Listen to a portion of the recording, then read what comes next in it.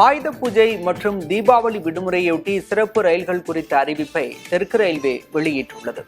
அதன்படி சென்னை சென்ட்ரல் மற்றும் கன்னியாகுமரி இடையிலான சிறப்பு ரயில் செப்டம்பர் 22, 29 மற்றும் அக்டோபர் 6, 13 ஆகிய தேதிகளில் இயக்கப்பட உள்ளன.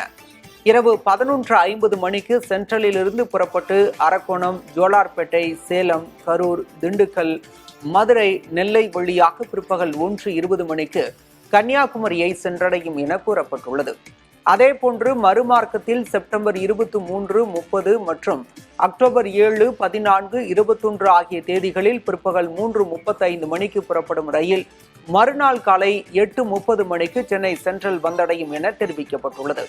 இதேபோன்று நெல்லை மற்றும் செங்கல்பட்டு இடையான சிறப்பு ரயில் செப்டம்பர் 26, 28 மற்றும் அக்டோபர் 3, 5, 10, 12, 17, 19, 24, 26 ஆகிய தேதிகளில் இயக்கப்படும் என அறிவிக்கப்பட்டுள்ளது.